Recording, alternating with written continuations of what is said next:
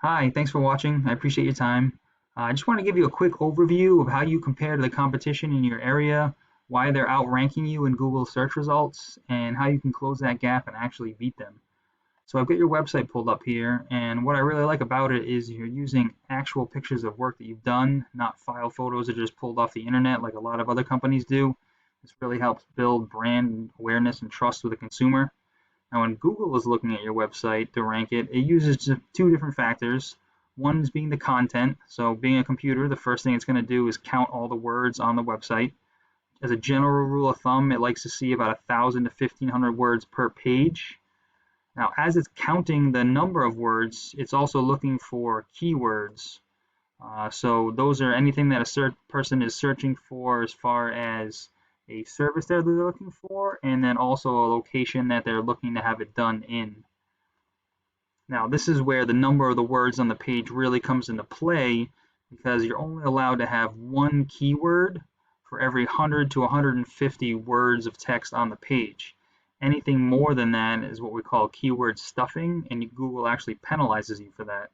So for instance, if you just had a blank page and it just listed all your services and all the locations you work out of, Google would not rate that very high. The second thing that it uses is what's called the authority of the page, or the popularity basically. Now that's other websites that refer back to your site. So for instance, you can kind of equate that to if a customer refers you to another person saying you did a really good job, that other person is going to think highly of you, but then if 10 other people say the same thing about you, now all of a sudden they really think you're a great company. It's pretty much the same for Google, just with other websites.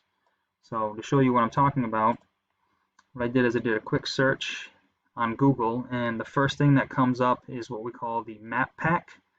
Now, a lot of people think that the only way to show up in here is based on the proximity of the search to where I'm at, but it actually has a lot more to do with the authority of your website. Also, the only way to show up in here is if you complete what's called your Google My Business profile, which is free. Any owner can do it, and it's actually now it's part of the Google Map app, so you can do it right from your smartphone. Then below the map pack is what we call the organic search results. This is where the higher the authority of the website, the higher up on the list that you're going to rank. So what I did is I just grabbed the top 3 listing sites. You can disregard any kind of directories like Angie's List and Yelp. And what I do is I put them into this program, and it shows me statistics on the 2 ranking factors that Google uses. So for instance, your website, Google is finding 54 keywords, and it has 7 other sites referring back to you.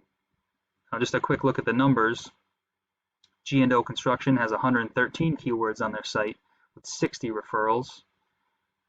OT Roofing has 106 with 52, and then Seven Hills has 171 with 48. Now if we click in and look at the keywords, we can see the keywords are phrases that people are searching that Google found on your page, along with the volume, the number of times per month that that word is being searched. So the object is to do as much research as possible to find all the highest volume keywords and then include those on your website so that way you can increase your rank for that word on your site so more people can find it. Now if we go into the referring domains or the referring websites, there's 2 different types of those. One is going to be what's called a link or a backlink, which is another website that links to your website, such as like a news article or a review site or like a blog post. For instance, if there's a site that says the top 15 roofers in this area, something to that effect. And the second one is going to be what's called a citation, which is a directory listing such as Yellow Pages, Yelp, something to that effect. Citation is anytime your name, address, or phone number is being listed. The good news about citations are that they're free to get. You just need to take the time to find the different sites, register on them, and then fill them out. Now, this section right here is really more about quality than it is quantity. Google ranks basically the trustworthiness or the weight of the website that's referring to you.